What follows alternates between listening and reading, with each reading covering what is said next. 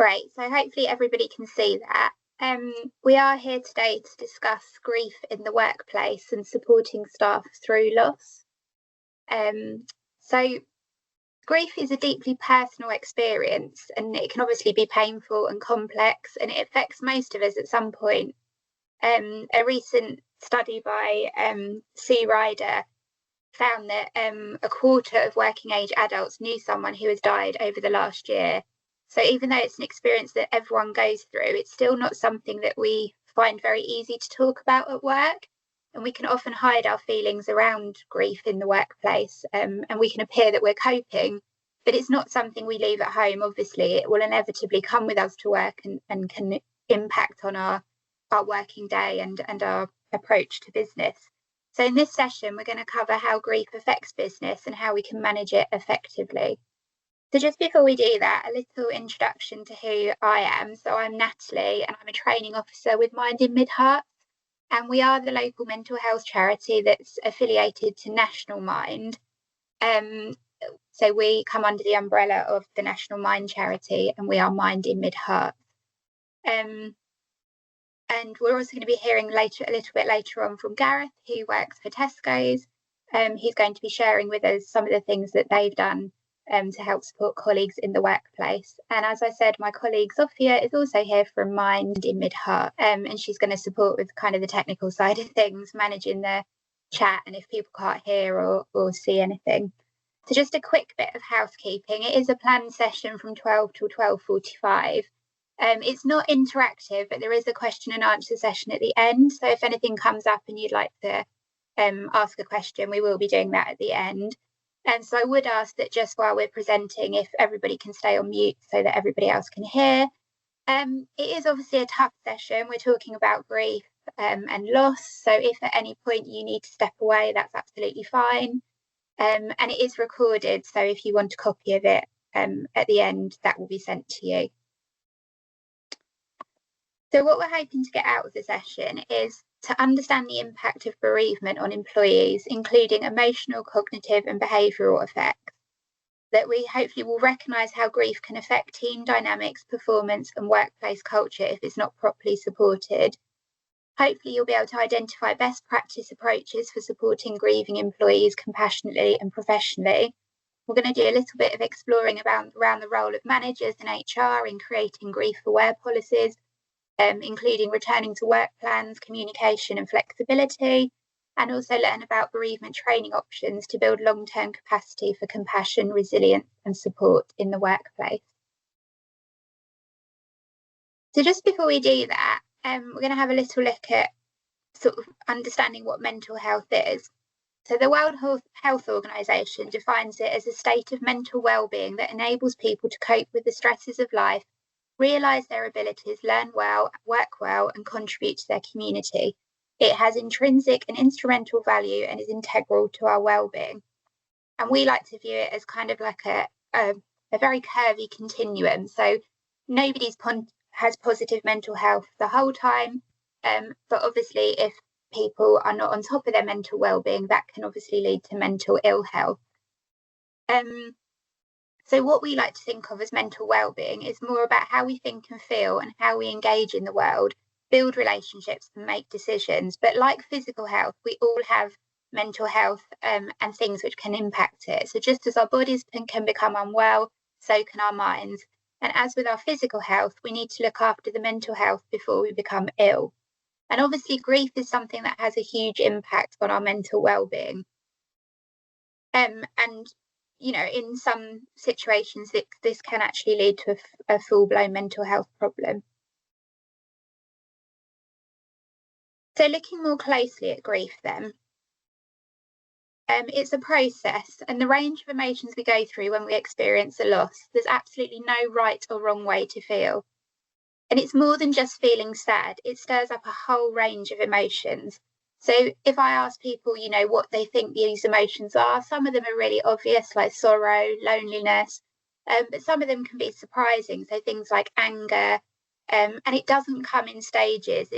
I know there was an old school of thought that it comes in 5 stages, and once you'd been through all of them, you're effectively healed.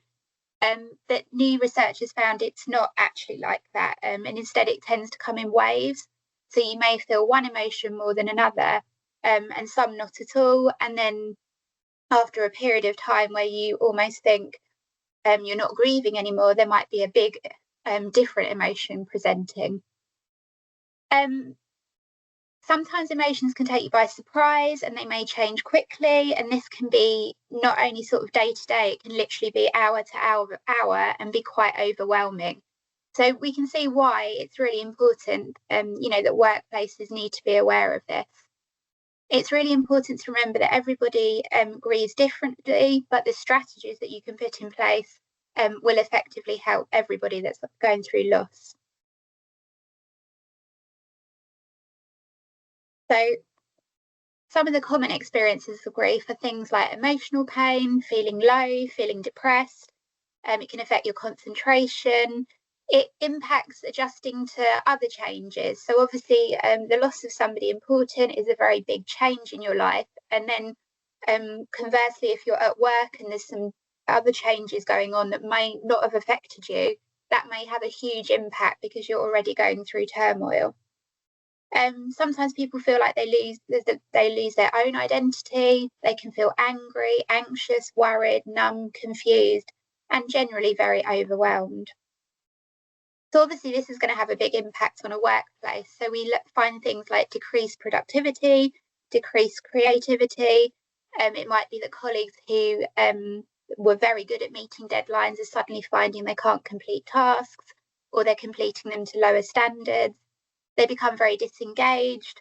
Sometimes people can go the complete opposite way and bury themselves in work, and they're so scared to stop because of these big feelings. So it might find that they then present with symptoms of burnout because they're working too much.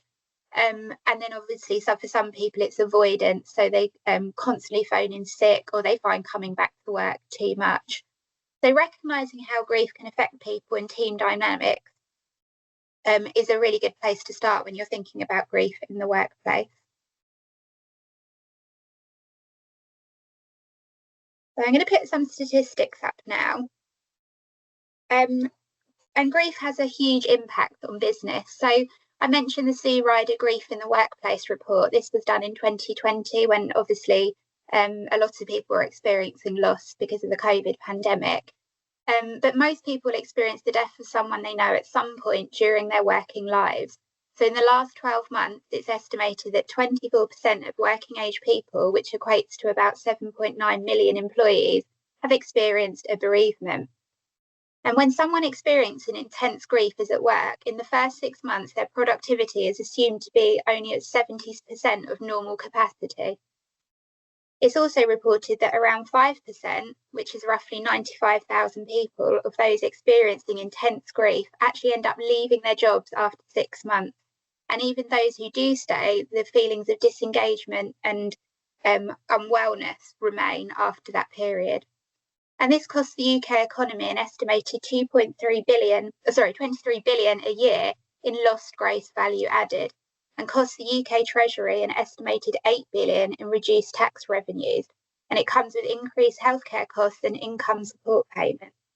So obviously investing in a substantial grief policy and understanding how your workplace can support colleagues will actually have a positive impact financially and product wise on your business.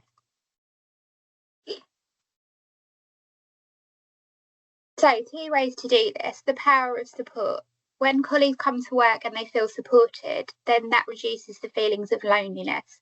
It gives a sense of belonging and builds a sense of self-worth, makes them feel valued, gives them a sense of purpose. And when we're navigating grief and loss, that sense of purpose and direction is often one of the losses that are experienced as well. So being able to come into a workplace and know that they can cope and there's things in place will give them back a sense of purpose.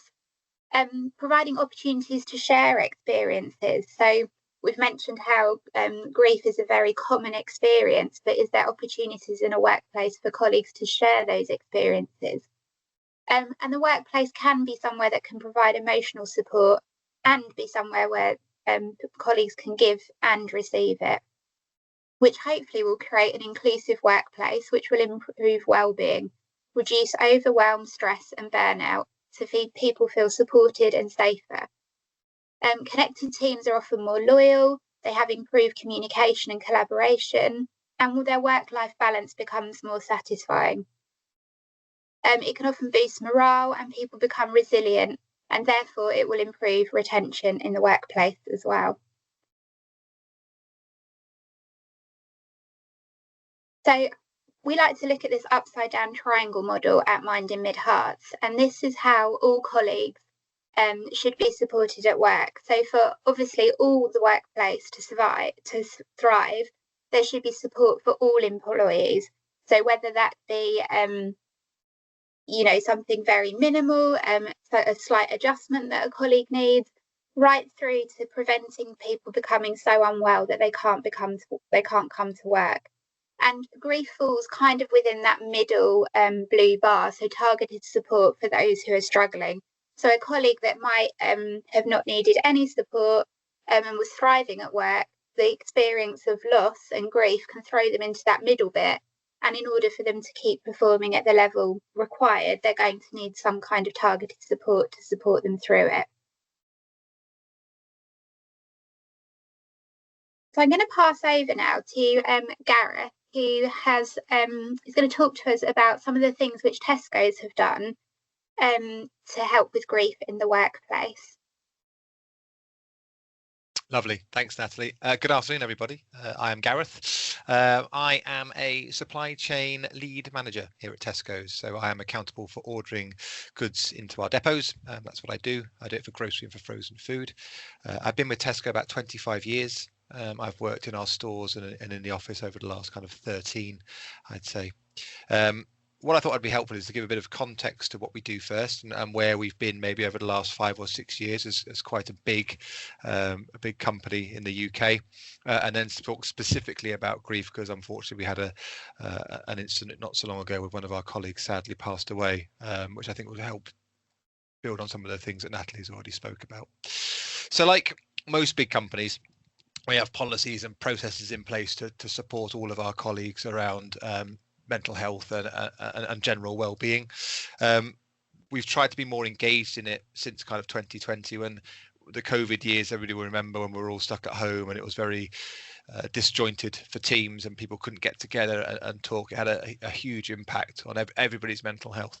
And I think once we went through that stage as Tesco, we understood that although we've got a lot of policies and processes in place, how do we actually bring that to life for the colleagues that work for us, and how do we make it an everyday thing rather than there's an event this week or an event this month. So since 2020 we've made a real conscious focus to try and get people to understand mental health a bit better. How can we support, and certainly as part of a leadership team, how do we row in and support those colleagues who may be struggling, who may not be, but how do we row in and help them from an everyday point of view? And we do that through our team meetings every week, and we do it through our one-to-one colleague meetings. It kind of underpins everything that we do. So we start talking about how they're feeling, what's going on, and just get an understanding of where they are, and try and make it an open forum for them to actually say, do you know what, I'm struggling with this at the moment, or I'm struggling with that. From a personal example, I have a lady in my team who struggles badly when she goes away. Traveling gives her great anxiety. So it's when we know she's going away, we try and work with her about understanding what's coming up, what's her workload like, how do we row in and help, and how does the team support her in that kind of open forum.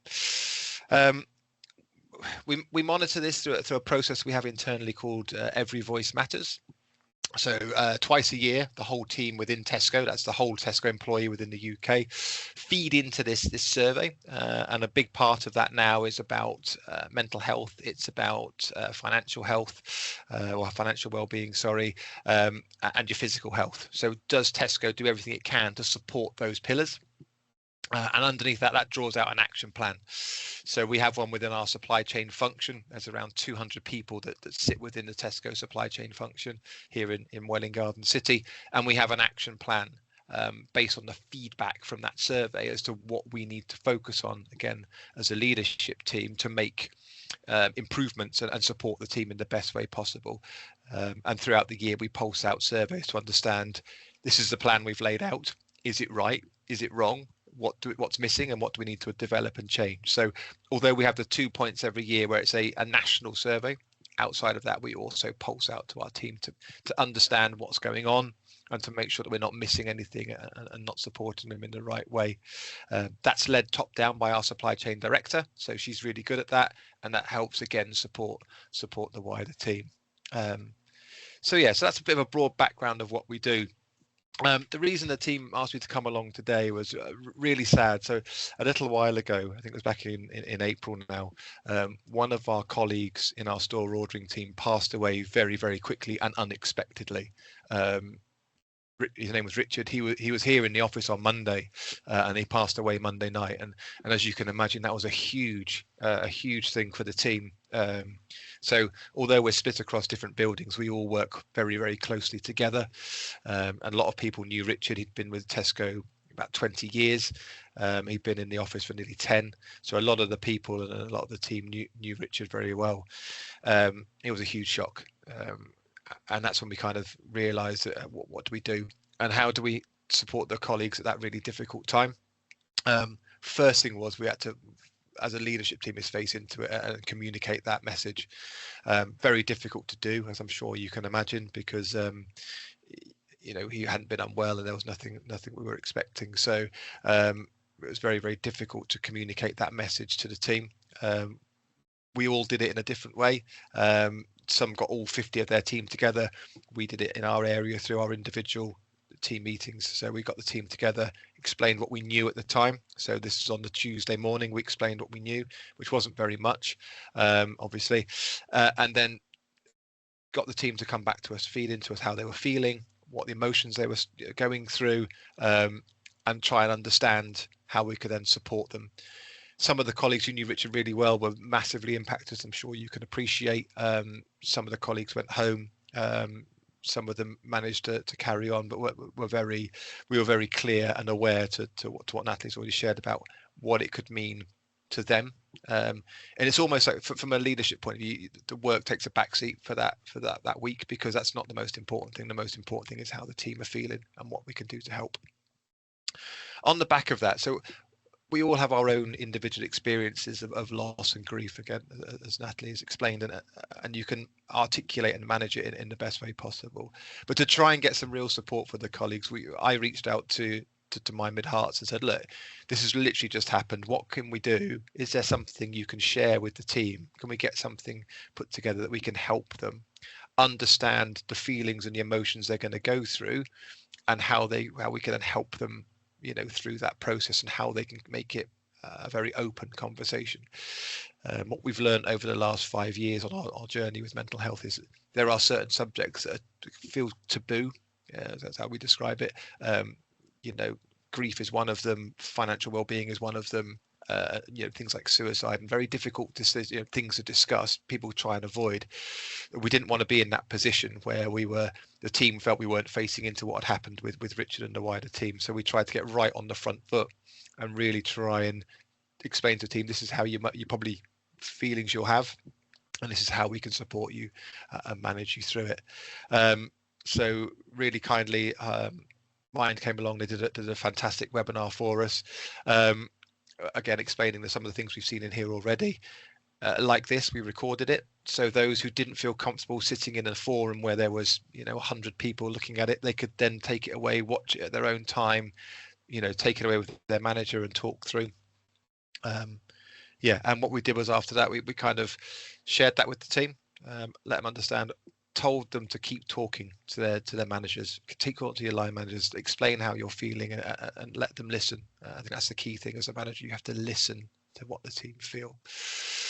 Then obviously we had that kind of process that we went through, and then unfortunately obviously there was the funeral came round, and again we decided at that point, a week before the funeral, we reshared the webinar link, and we reshared some of the internal things that we have. So we have an employee assistant program that deals with or can help support with all manner of things, but grief is a big part of that. We also have occupational health that can again help people. So again, we put all the contacts out there, all the links out there for the team to be able to go away and talk to them privately, come to us as managers, and work as a team to try and help ourselves through it. It was very difficult. And then again, on the Monday after the funeral, there was a bit of an open session for people to come and talk to us about what had happened, and those that went to the funeral, how did they feel, and all that. It's still very difficult, but by trying to normalizing isn't the right word, but trying to make it something that the team can happily talk to you about, or feel they can come and talk to you about in an open way, is vitally important.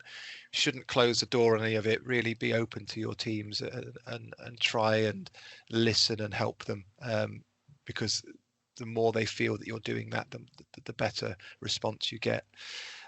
We've had a huge positive response, despite it being an absolutely terrible situation, a very positive response to actually what we did, how we reacted, and how we actually supported the team during that time. So yeah, you know, that was a real life experience of what we had in the last few months. We don't always get it right. We've got to be honest. We don't always get things right. We're still learning.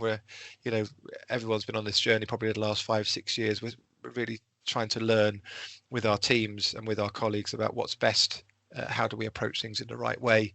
And that's why we always seek the feedback after everything we do, be it in-person sessions or webinars or training sessions with the team. We always try and reach out to understand what we could do better, because we aren't trained experts, but we are just trying to support our teams through what we do.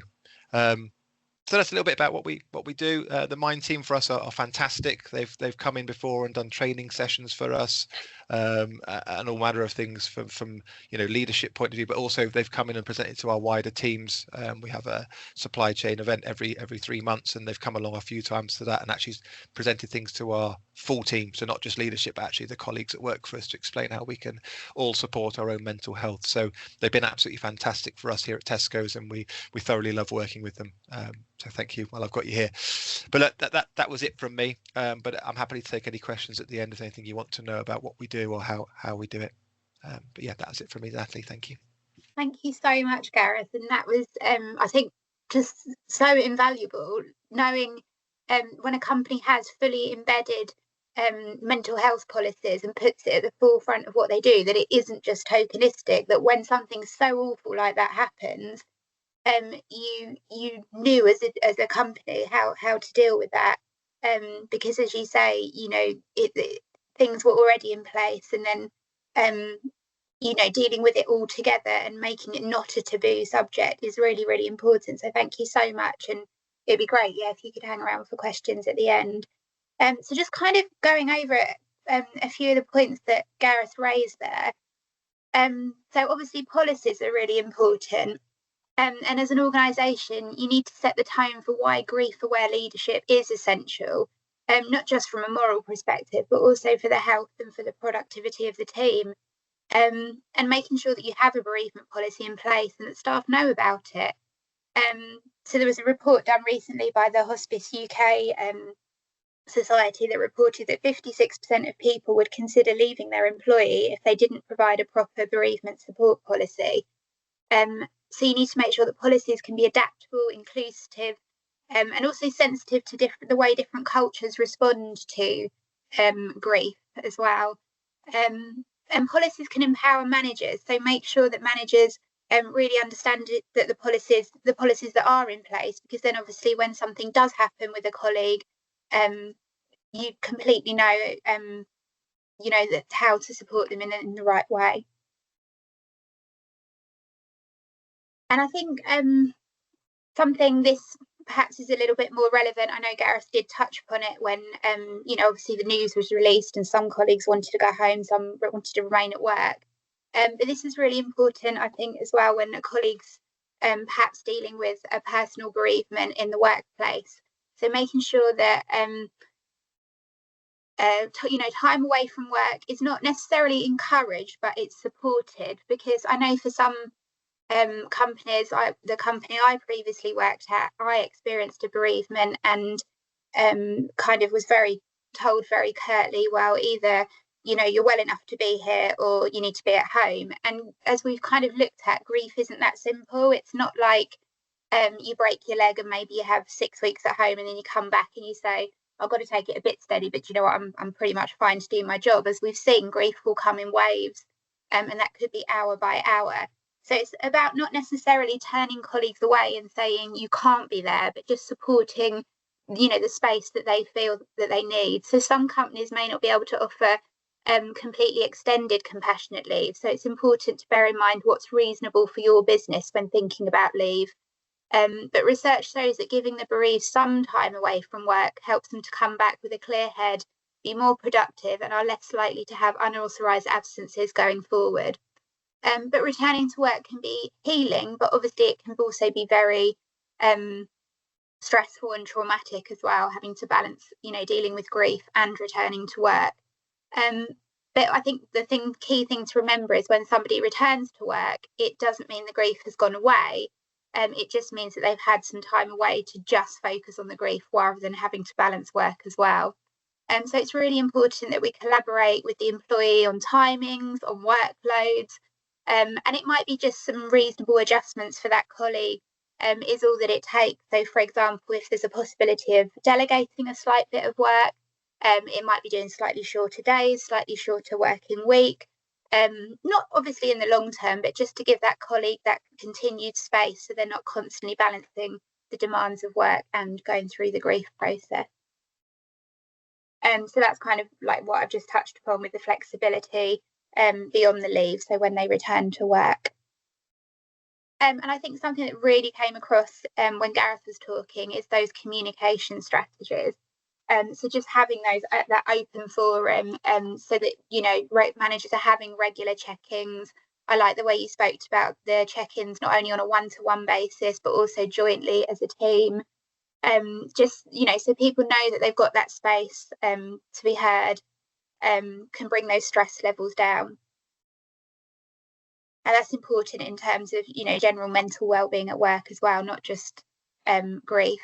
And the one-to-one check-ins are paramount as well, just to have that space with somebody to say, on the whole, I'm doing great, but I really struggle. This might be a trigger at work, or I really struggle at this particular point in the year. Or, you can make your line manager aware of anniversaries, for example, coming up.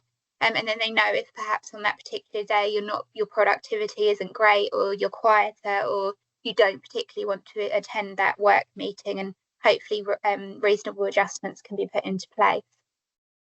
And HR strategies, so things like championing a culture of empathy by ensuring grief support is not just a one-off gesture. And I think that really came across when you were talking, Gareth, that it's not a tokenistic thing that you say, oh yeah, we have Grief Awareness Day once a year, or we touch upon this in a staff training in November, and then it's not spoken again for the next year. It has to be completely embedded, and there's lots of different ways you can do this as well, as coming away from kind of management roles, so setting up things like peer support groups, those shared experience forums. Like I've known companies once a month have a get-together lunch where people who have experienced grief or recent bereavements can get together and talk. And so sometimes it's about just giving the space for that as well, rather than it coming top down. So kind of leading on from that, some of the practical ways that a workplace can support grief is having those open conversations. And we've said, they don't have to necessarily be all the time one-to-one with your management. It can be peer support groups, things like working lunches, getting together and just having that shared space, because what we need to move away from is grief, as Gareth said, being this very taboo subject. And quite often when somebody comes back and it's not a shared experience, if you haven't lost a colleague together, if it's you've experienced a personal bereavement and people know about it, it's kind of that elephant in the room, and they might tiptoe around you and maybe treat you a bit differently, maybe even avoid. But what we want to get to a point where it's not a taboo thing, that it's talked about, because as I say, the statistics are that so many of us will have experienced it within the last year, that it should be something we can openly talk about and support each other. And then kind of moving away just from looking at grief, but in general, having mental health champions, so people in the workplace that you can go to for signposting, that you know that you can turn to if you're struggling with things such as stress, maybe anxiety, depression, that you can just sort of say, you know, this is becoming a little bit of an issue for me. And then it might be that they organise some kind of meeting where you can put strategies in place at work. It might be signposting to different organisations, but these people should be really championed. And I'll talk a little bit later about some of the ways that Mind can help put those in place. And then providing opportunities to learn and develop. So, you know, things like attending this webinar, looking at how, having a deeper understanding of how grief can affect somebody, and how you can support that person in your role, whether that's from a management point of view, from a colleague point of view, even just, you know, learning how to do things like set up an effective peer support group is important. And then I think, you know, this is the really important one, isn't it? It needs empathy and compassion needs to be a culture.